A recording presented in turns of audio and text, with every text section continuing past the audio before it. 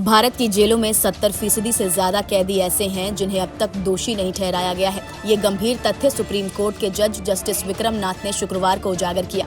उन्होंने कहा कि देश की न्याय प्रणाली में खासकर विधिक सहायता और अंडर ट्रायल डिटेंशन के मामलों को लेकर तत्काल सुधार की आवश्यकता है। जस्टिस नाथ ने कहा कि अधिकतर विचाराधीन कैदी जेल में इसलिए नहीं है कि कानून ने ऐसा कहा हो, बल्कि इसलिए हैं क्योंकि व्यवस्था उनकी मदद करने में विफल रही है।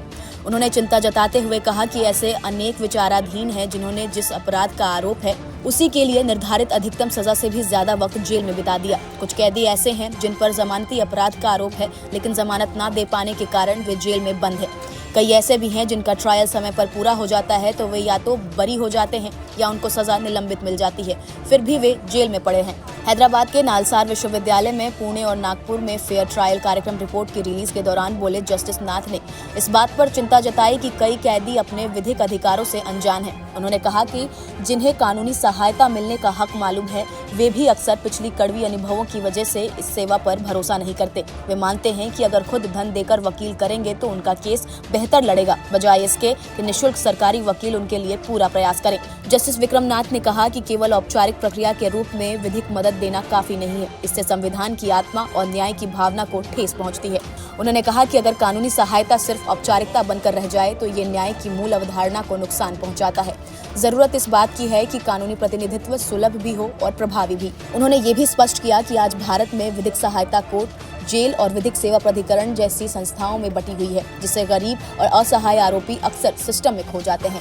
जस्टिस नाथ ने इन सभी संस्थाओं को आपस में जुड़कर जवाबदेही तय करने की अपील की। इसके साथ ही विधिक सेवा प्राधिकरणों में प्रशिक्षण, पर्यवेक्षण और सलाह जैसे कदमों पर भी जोर दिया ताकि गुणवत्तापूर्ण प्रतिनिधित्व सुनिश्चित किया जा सके। जस्टिस नाथ ने सुझाव दिया कि हर लॉ स्कूल को लीगल एड क्लिनिक को सिर्फ खानापुरी के रूप में नहीं बल्कि न्याय का सजीव स्थल समझना चाहिए। उन्होंने ये भी कहा, सच्ची समानता ये मांग करती है कि हम महिलाओं व अन्य कमजोर वर्गों पर विशेष ध्यान दें, फिर बात विधिक सहायता की हो, स्वास्थ्य सेवाओं की, सुरक्षित वातावरण की या संस्थागत संवेदनशीलता की। अंत में जस्टिस नाथ ने जोर देकर कहा, विधिक सहायता देना कोई दया या कृपा नहीं बल्कि संविधान और समानता पर विश्वास का प्रमाण है।